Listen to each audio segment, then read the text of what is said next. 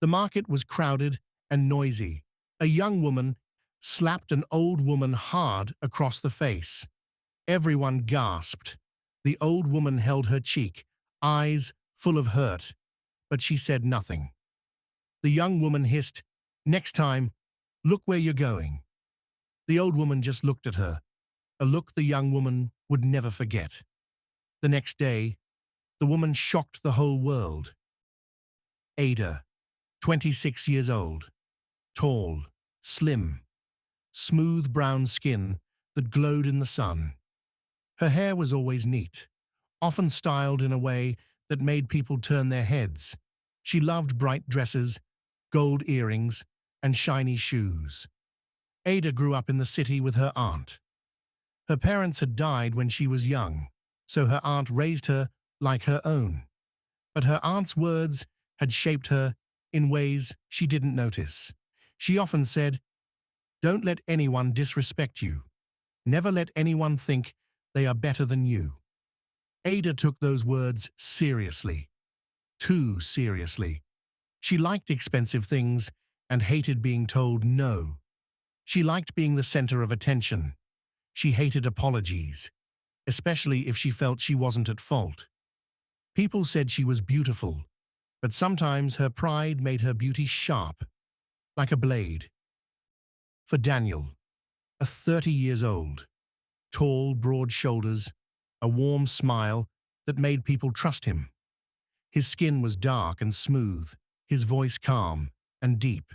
He was the only son of a billionaire, but unlike many rich men, Daniel was humble. He grew up in a large house, with gates taller than most trees. His father taught him business, but his mother taught him kindness. He loved reading. He loved helping strangers. He believed respect was worth more than money.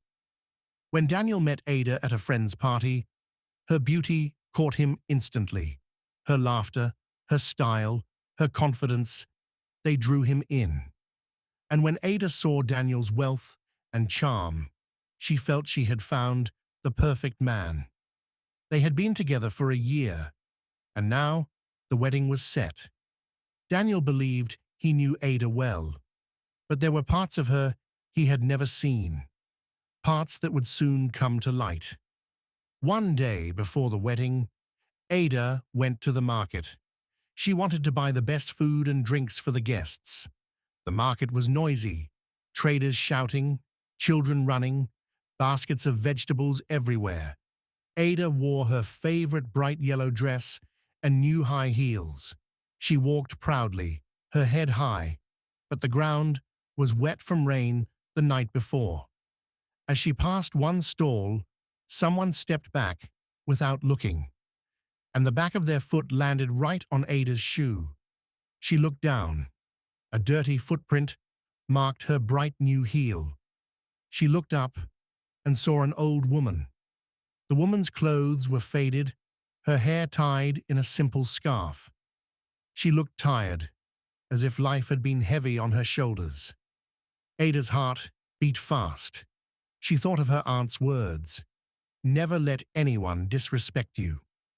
And in that moment, Ada's pride was louder than her patience. Ada's eyes narrowed. Her chest rose and fell quickly. The old woman looked at her and began to say, "I'm so—" But before she could finish, Ada's hand moved. Smack! The sound cut through the market noise. People turned. A tomato seller stopped weighing his goods. Two children froze with roasted corn in their hands. The old woman stepped back, holding her cheek. Ada's voice was sharp. "Do you know how much these shoes cost?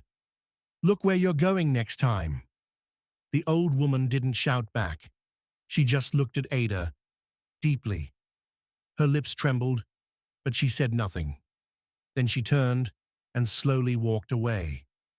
As Ada walked away, the market didn't forget. A young man selling phone cases whispered to his friend, "Did you see that? A whole slap to an old woman." An orange seller shook her head. Tomorrow she will be someone's wife." The words carried in the air like smoke. Ada felt the stares on her back. She held her chin high, pretending not to care.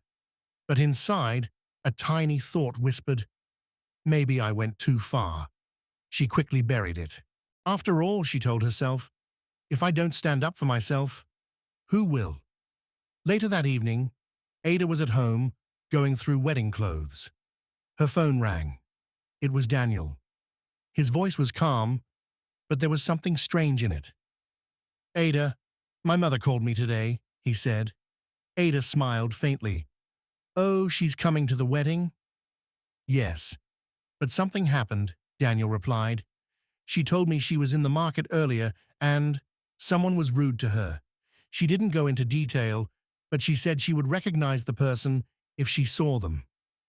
Ada's heart skipped a beat. Her fingers froze on the lace fabric she was folding. She swallowed and forced a laugh. "Markets are always full of rude people." Daniel chuckled faintly, but said nothing more. When the call ended, Ada sat in silence. The image of the old woman's eyes flashed in her mind. Slow, steady, unforgettable. Ada lay in bed, staring at the ceiling. Her phone kept buzzing with messages, friends talking about makeup, bridesmaids sending silly photos, but Ada couldn't smile. Every time she closed her eyes, she saw that old woman's face. She tried to tell herself, "It's nothing. I'll never see her again." But then she remembered Daniel's words. She said she would recognize the person if she saw them. Ada turned on her side, pulling the blanket tight. Her heart was restless. For the first time in a long while, she wished she could undo something. The sun was bright and warm. Birds sang in the mango tree outside Ada's window. Inside, the house was alive. Women laughing, music playing, hair being styled, nails painted. Ada sat before a mirror, her face still. A makeup artist brushed soft powder on her cheeks. Her maid of honor whispered, "You look like a queen today." Ada smiled faintly, but her eyes did not shine. She kept glancing at the doorway, almost expecting someone to walk in. She didn't know who, she didn't know why, but her chest was heavy, as if trouble was already in the air. At the church gates, cars lined up. Daniel's family had arrived. Guests stood to greet them. The billionaire father, the elegant relatives, and a woman in a soft blue wrapper with a matching scarf. She walked slowly, holding a small handbag, her back straight. The moment her feet touched the aisle, whispers began. Some guests tilted their heads, curious. Her presence carried quiet power, the kind that made people move aside without being told. Ada adjusted her veil, not yet knowing the woman was there. Ada stood at the far end of the church hall, her veil soft over her face. She tried to smile as guests walked past, but her eyes kept moving, scanning. Then she saw her, the woman in the soft blue wrapper, the same tired eyes she had seen at the market, the same steady look. Ada's hands trembled slightly under her bouquet. Her breath caught in her throat.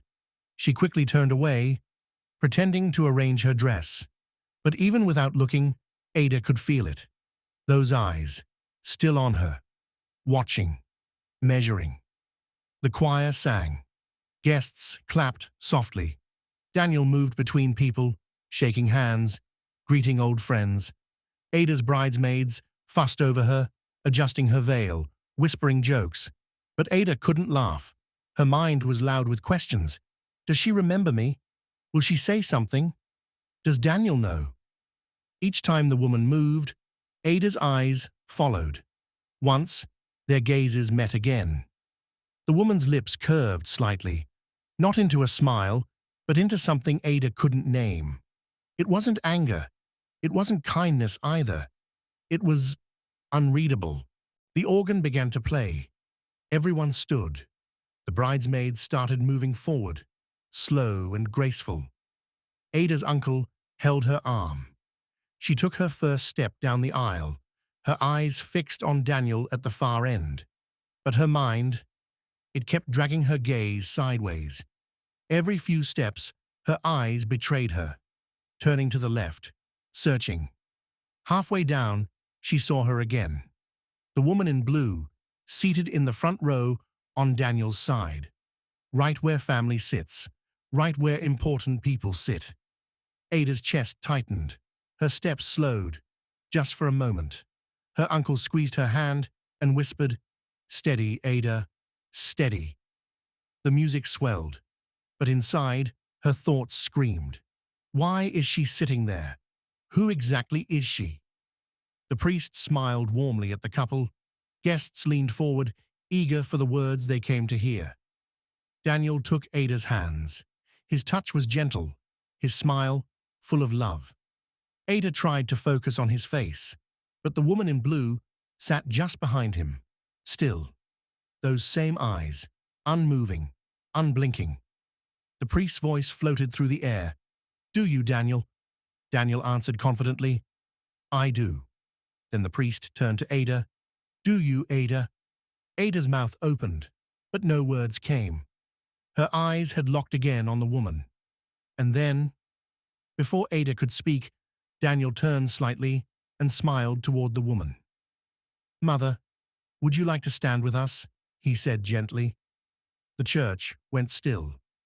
Ada's heart slammed against her ribs. Her breath left her body in a rush.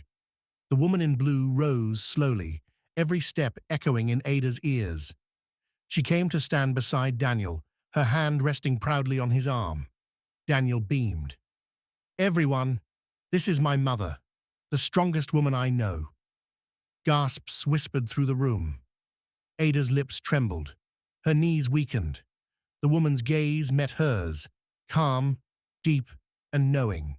And in that silence, Ada knew. She had slapped her mother-in-law a day before her wedding. No one moved. No one spoke. Daniel, unaware of the history, kept smiling. But the woman's eyes never left Ada's. They weren't angry. They weren't soft either. They carried weight, a weight Ada could feel pressing on her chest. The priest cleared his throat, unsure how to continue. Ada's hands trembled in Daniel's. The room seemed smaller, the air heavier.